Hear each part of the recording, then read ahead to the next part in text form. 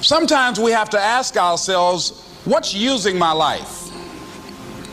Heard a guy give a lecture one time that says, we are today what we were when. And he was talking about the fact that we, to a great extent, behave, think, react because of some previous experience that we've had.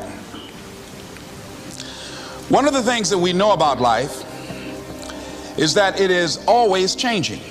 Sometimes you're up, sometimes you're down. Sometimes things go real well, and sometimes they don't. Sometimes you're happy, and sometimes you're sad.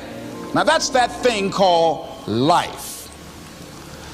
And when we begin to understand and know that, accepting that reality that we will never ever have things just on an even keel all the time, that you're going to have some ups and you're going to have some downs, but during those down moments, that's where the growth takes place. That's where the work is. See, anybody can feel good when they have their health, their bills are paid, they have happy relationships, business is successful. Anybody could be positive then. Anybody can have a larger vision then. Anybody can have faith under those kinds of circumstances. Am I correct? See, but the real challenge of growth, mentally, emotionally, and spiritually, comes when you get knocked down. Somebody said that adversity introduces a man to himself or a woman. How you handle it, that's where the growth takes place. When I was facing some challenges, I had a guy say something to me, and I suggest this is one of the first things that you want to do when you're facing a challenge. You want to get unstuck. Evaluate where you are. Look at it, assess yourself. Assess yourself and assess the situation. What brought you there? What role did you play? Earl Nightingale had a saying I like. He said, all of us are self-made, but only the successful will admit it. What has brought you to this point? What did you learn from it? Are you learning anything, or are you doing it over and over and over again? Somebody said that insanity is doing the same thing in the same way, expecting a different outcome. Are you going through it, or are you growing through it? Are you bigger and better because of it? Because it's not going to leave you until you grow through it. I was going through a major challenge in my life that was wearing me out, that was using me. Well, you see, your mind is, you know, when you go into a service station to get gas, you don't go in there and just start pumping. When you push the lever up, it clears the previous bill. By the same token, if you want to begin to move, you've got to clear your mind of all the unnecessary luggage and baggage that's weighing us down.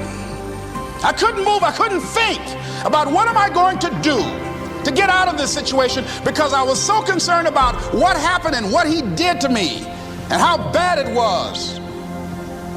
I was so stuck in that I couldn't even focus on what I should have done. Feeling sorry for myself and angry, and none of that was taking me anywhere. So pretty soon I learned through effort, made a conscious, deliberate, determined effort. I had to let it go. I had to forgive it. Let it go and begin to focus on developing myself. And I say to you, you're going to have people to do things to you. Things are going to happen to you. And the most important thing to do is to harness your will and let it go and move so you can grow, so you can get on with your life. It doesn't matter about what happens to you. What matters is, what are you going to do about it? All of us have experienced some tragedy, and if we haven't, we will. And you can either let it destroy your life, or you can build upon it.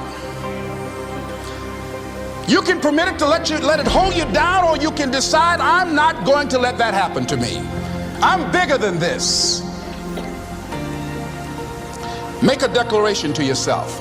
Declare all out war that you're going to get out of this rut. I don't care how good you are. I don't care how talented you are. I don't care how much you work on yourself. There are some times when things aren't going to go right.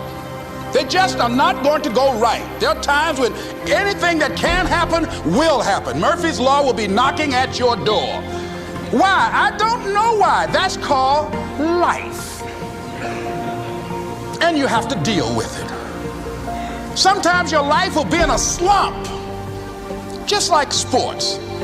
Some of the best shooters can't hit baskets different times in games. They get in a slump. Do they sit on the sideline and say, you know, I just didn't hit a basket today? No, they continue to execute. I suggest to you that if you are facing a challenge, don't stop. Stay busy. Work your plan. Continue to do those things that you know that work for you after you have evaluated yourself in the situation. Continue to move. Stay busy, stay busy, stay busy. Find somebody that you can help so you can forget about you for a moment. See, sometimes the best thing to do is to be. Sometimes you have to just back up and go within yourself.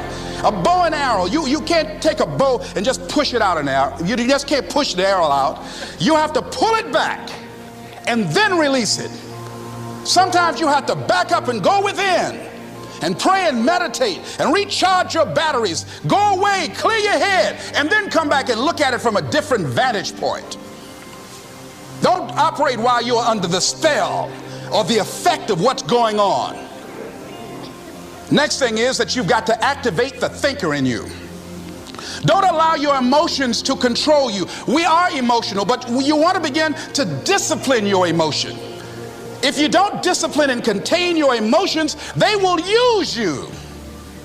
Your mind goes on automatic, just like a guard. You know, I loved reading the book called As a Man Thinketh by James Allen. He uses the analogy of the mind being like a garden. You know, weeds don't have to have any encouragement to grow. You don't have to water them. They don't have to get sunshine. They don't have to have fertile ground. They will grow through the cracks of a sidewalk. Am I right? But if you want to grow orchids or roses or any kind of exotic flowers, there are special processes and procedures you must go through.